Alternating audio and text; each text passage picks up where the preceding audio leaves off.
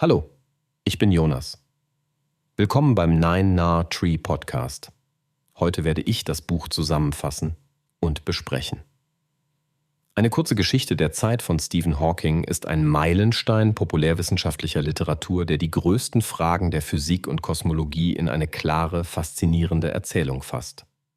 Hawking führt Leserinnen und Leser von den Grundbegriffen von Raum und Zeit bis hin zu den exotischsten Objekten des Kosmos. Er verbindet historische Entwicklung und moderne Theorie, zeigt Brücken zwischen Newtons Mechanik, Einsteins Relativität und der Quantenphysik und macht sichtbar, wie diese Bausteine unser Bild vom Universum geprägt haben.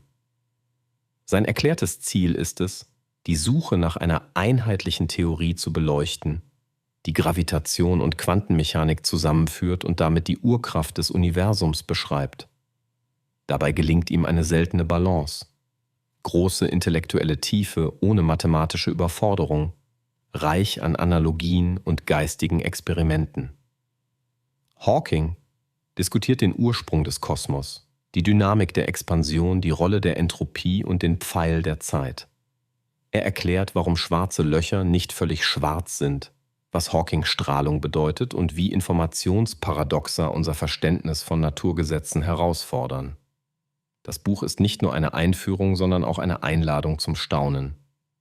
Es lehrt, dass wissenschaftliche Theorien nützliche Modelle sind, deren Wert sich daran misst, wie gut sie Beobachtungen erklären und Vorhersagen ermöglichen. In einer Welt, in der neue Daten aus Weltraumteleskopen und Teilchenbeschleunigern ständig unser Wissen erneuern, bleibt Hawkings Werk ein Kompass. Es vermittelt Orientierung, stellt die richtigen Fragen und zeigt, warum die Suche nach Erkenntnis selbst eine zutiefst menschliche Angelegenheit ist. Wer verstehen will, woher wir kommen, was die Welt im Innersten zusammenhält und wohin die Reise gehen könnte, findet hier einen zeitlosen Begleiter. Ich werde Ihnen die wichtigsten Erkenntnisse aus diesem Buch mitteilen. Erstens Raum, Zeit und die Revolution der Relativität. Hawking beginnt seine Reise mit der Frage, was Raum und Zeit eigentlich sind. Jahrhundertelang galt die Newtonsche Sicht. Raum und Zeit sind absolute Bühnen, auf denen die Natur ihr Stück aufführt. Einstein zerschneidet diese Gewissheit und zeigt mit der speziellen und allgemeinen Relativität, dass Raum und Zeit zu einer Raumzeit verwoben sind, deren Struktur vom Inhalt an Energie und Materie geformt wird. In der speziellen Relativität erhalten wir die radikale Einsicht, dass die Lichtgeschwindigkeit eine universelle Grenze darstellt und dass Zeitdilatation sowie Längenkontraktion reale Effekte sind. Uhren in Bewegung ticken langsamer, Längen schrumpfen entlang der Bewegungsrichtung und Gleichzeitigkeit wird relativ zum Beobachter. Hawking erklärt diese Konzepte ohne Formeln, aber mit anschaulichen Gedankenexperimenten, die Hintergründe der Lorentz-Transformation und der Lichtkegel vermitteln. In der allgemeinen Relativität wird Gravitation nicht als Kraft, sondern als Geometrie verstanden. Massive Körper krümmen die Raumzeit und freifallende Objekte folgen Geodäten in dieser gekrümmten Geometrie. Hawking erläutert, wie dieses Bild Phänomene wie die Perihelverschiebung des Merkur, die Ablenkung von Licht durch Gravitation und die Gravitationsrotverschiebung erklärt. Er betont das Äquivalenzprinzip als Herzstück. Lokal ist kein Unterschied zwischen Beschleunigung und Gravitation feststellbar. Diese Einsichten verändern nicht nur unser Verständnis extremer Phänomene, sondern prägen den Alltag. GPS-Satelliten müssten ohne relativistische Korrekturen erhebliche Fehler aufweisen. Relativität ist damit keine akademische Kuriosität, sondern ein präzise getestetes Fundament. Hawking zeichnet die intellektuelle Eleganz der Theorie nach, ohne ihren empirischen Kern zu vernachlässigen. Er zeigt, warum Relativität unverzichtbar ist, um das Universum als Ganzes zu beschreiben und bereitet so das Terrain für Kosmologie, Urknallmodelle und schwarze Löcher. Entscheidend ist die Idee, dass Geometrie dynamisch ist. Das Gewebe der Raumzeit entwickelt sich mit dem Kosmos und trägt Spuren seiner Geschichte. Zeit ist nicht bloß ein Taktgeber, sondern Teil der Bühne, die mitspielt und sich verändert. In dieser Perspektive werden Fragen nach Anfang, Ende und Richtung der Zeit erst sinnvoll formulierbar. Hawking öffnet damit die Tür zu den tiefsten kosmologischen Rätseln. Zweitens. Der Urknall, kosmische Expansion und die Form des Universums. Ein zentrales Motiv des Buches ist die Entstehung und Entwicklung des Universums. Mit Hubbles Beobachtung der galaktischen Rotverschiebung wurde erkennbar, dass der Kosmos expandiert. Hawking erklärt, wie die Einsteinschen Feldgleichungen in den Friedmann-Modellen kosmologische Lösungen liefern, die die zeitliche Entwicklung des Skalenfaktors beschreiben. Je nach Dichte und Krümmung kann das Universum offen, flach oder geschlossen sein. Der Urknall ist in diesem Bild kein Knall im Raum, sondern die Entstehung von Raum und Zeit selbst. Die kosmische Hintergrundstrahlung als Nachglühen des heißen frühen Universums liefert eine messbare Signatur dieser Geschichte. Hawking bespricht, wie diese Strahlung die Hypothese eines heißen Anfangszustands stützt und welchen Beitrag Nukleosynthese und Elementverteilung leisten. Zugleich thematisiert er offene Fragen wie die Homogenität und Flachheit des Universums, die durch die Inflationshypothese adressiert werden. Eine extrem schnelle, frühe Expansion glättet Krümmung und erzeugt Quantenfluktuationen, die als Keime der späteren Galaxien dienen.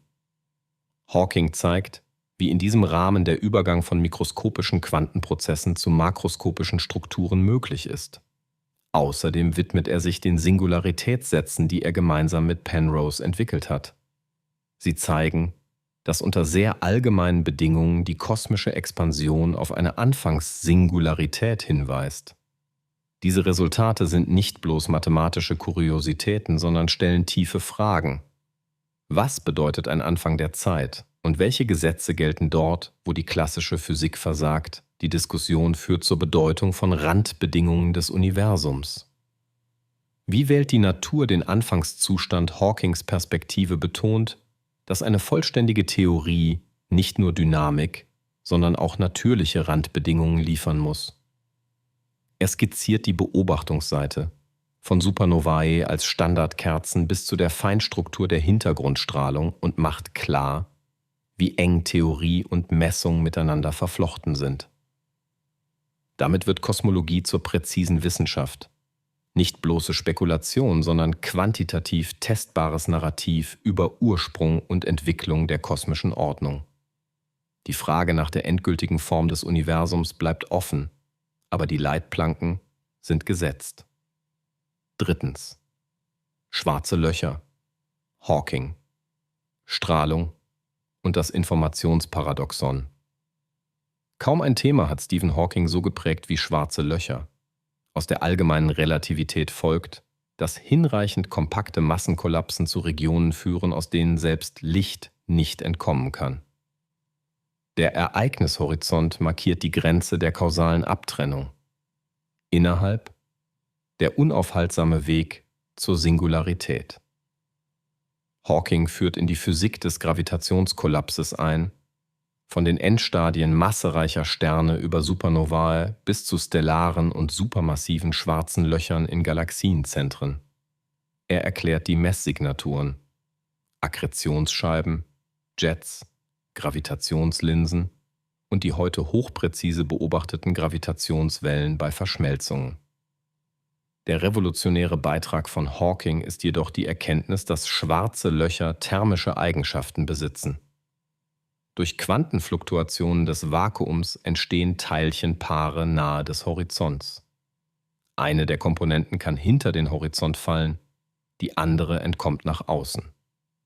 Für einen entfernten Beobachter zeigt sich, als ob das schwarze Loch strahlt.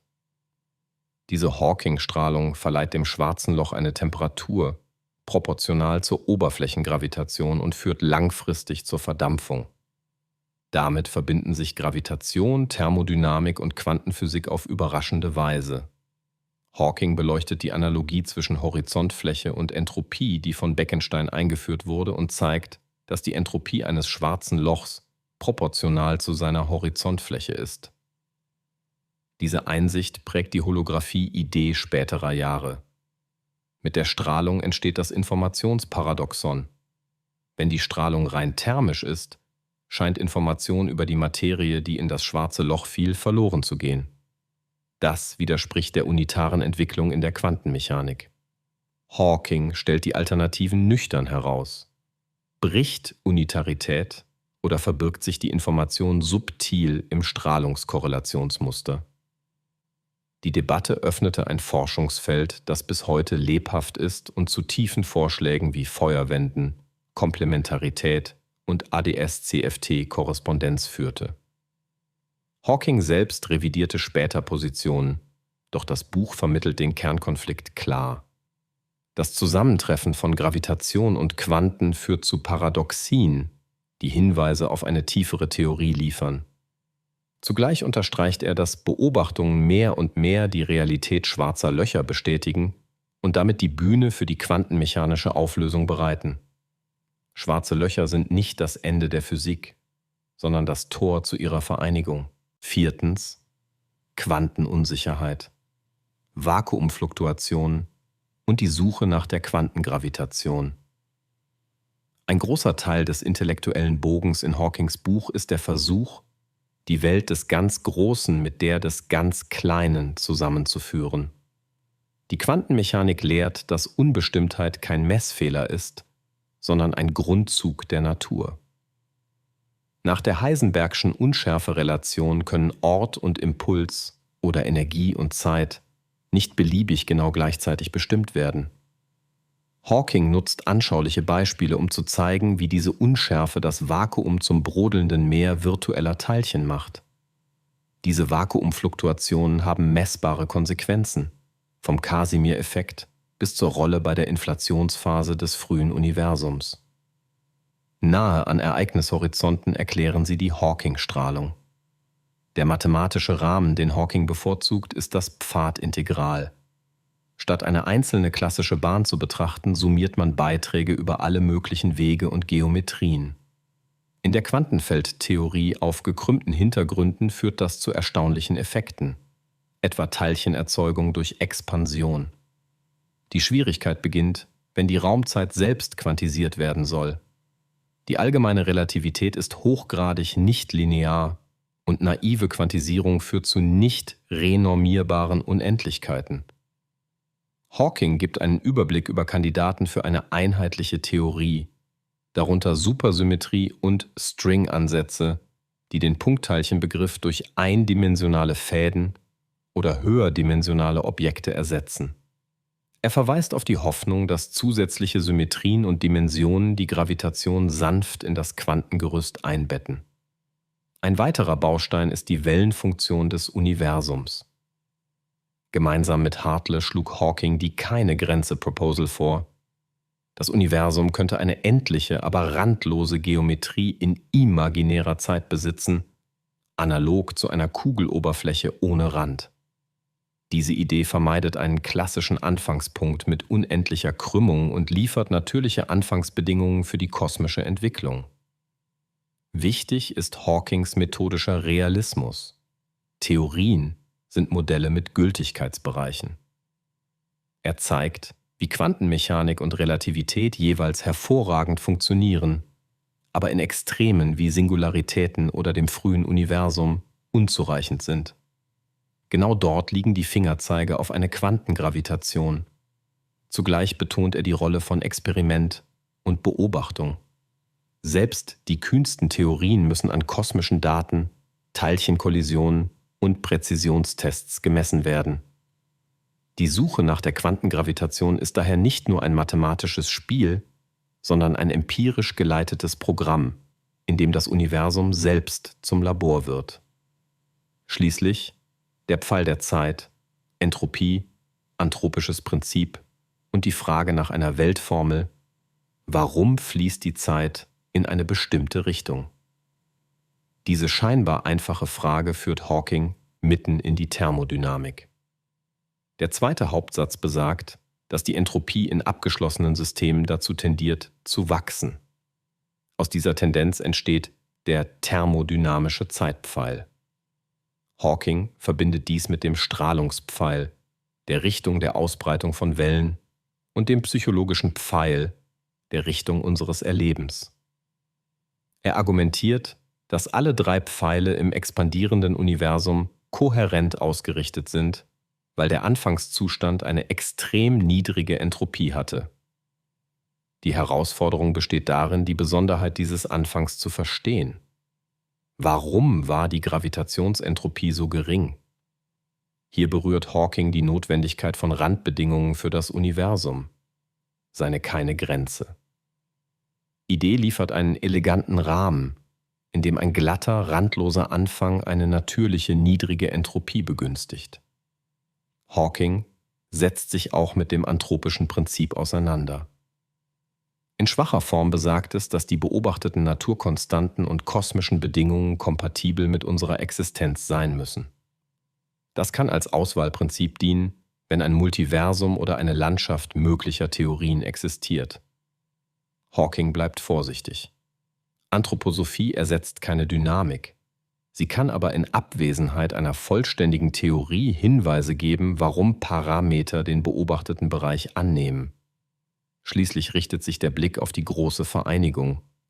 Eine Weltformel würde die 4 Grundkräfte in eine konsistente Struktur bringen und Gravitation quantisieren. Hawking erläutert, was von einer solchen Theorie erwartet wird. Sie muss einfach genug sein, um Prinzipienklarheit zu bieten, reich genug, um die Vielfalt der Phänomene zu erklären und präzise genug, um neue Vorhersagen zu liefern. Zugleich mahnt er intellektuelle Demut an. Vielleicht gibt es keine endgültige Theorie, sondern eine Hierarchie effektiver Beschreibungen, deren Geltungsbereich begrenzt ist. Dennoch zeigt die Geschichte der Physik, dass Vereinheitlichung immer wieder Fortschritte brachte, von Maxwell bis Einstein. Der Wert dieser Suche liegt nicht nur im Ergebnis, sondern im Weg. Hawking macht deutlich, dass das Verständnis von Zeitpfeilen, Entropie und Anfangsbedingungen nicht nur physikalische, sondern auch philosophische Fragen berührt. Was bedeutet Kausalität, wenn die Zeit selbst Teil des Systems ist? In dieser Grenzzone vermischen sich Erkenntnistheorie und Physik fruchtbar. Am Ende bleibt ein geläutertes Staunen. Der Kosmos ist verständlich genug, um Sinn zu stiften und rätselhaft genug, um Neugier für Generationen zu nähren. Zusammenfassend: Dieses Buch empfiehlt sich allen, die die großen Linien der modernen Naturwissenschaft verstehen wollen, ohne sich in Mathematik zu verlieren. Neugierige Leserinnen und Leser ohne Vorkenntnisse finden eine zugängliche Einführung in die Konzepte, die unser Weltbild prägen. Studierende der Naturwissenschaften erhalten einen roten Faden, der disparate Vorlesungsinhalte zusammenbindet und mit historischen und konzeptionellen Einsichten anreichert. Lehrkräfte und Wissenschaftskommunikatoren gewinnen Analogien und Erzählungen, die komplexe Ideen greifbar machen. Technikinteressierte und Entscheidungsträger profitieren von der intellektuellen Klarheit, mit der Hawking zeigt, wie man Modelle, Evidenz und Unsicherheit abwägt. Der Nutzen für das eigene Leben liegt in mehreren Dimensionen. Erstens schärft das Buch kritisches Denken. Es lehrt, Hypothesen von Belegen zu unterscheiden und Komplexität ohne Vereinfachung zu navigieren. Zweitens kultiviert es eine Haltung der Demut. Selbst die erfolgreichsten Theorien sind Annäherungen und Fortschritt entsteht durch Fragen, nicht durch Dogma. Drittens nährt es Staunen und Sinn. In einer Zeit beschleunigten Wandels erinnert Hawkings Erzählung daran, dass wir Teil eines großen, verständlichen Ganzen sind. Warum dieses Buch gegenüber anderen wählen? Hawking vereint seltene Gaben: tiefe wissenschaftliche Autorität, erzählerische Klarheit und die Fähigkeit, an der Schnittstelle von Physik und Philosophie zu inspirieren. Seine Darstellung ist kompakt, aber reich, zeitlos, aber anschlussfähig an aktuelle Entdeckungen. Er erklärt nicht nur Ergebnisse, sondern Denkwege, Irrtümer und Korrekturen, die Wissenschaft lebendig machen. Während andere Werke entweder zu technisch sind oder in bloßer Spekulation verharren, bietet eine kurze Geschichte der Zeit eine verlässliche Karte durch das Terrain aus Relativität, Quanten, Kosmologie und offenen Fragen. Wer dieses Buch kauft, investiert nicht nur in Wissen, sondern in einen Kompass für wissenschaftliche Urteilskraft und lebenslange Neugier. Es ist ein Klassiker, weil es Horizonte öffnet, die weit über die Physik hinausreichen. Wenn Sie unterstützen möchten, Stephen Hawking, können Sie das Buch über den Amazon-Link kaufen, den ich in der Podcast-Beschreibung angegeben habe. Lassen Sie mich nach dem Lesen des Buches wissen, was Sie davon halten, und teilen Sie Ihre Gedanken mit. Bis bald.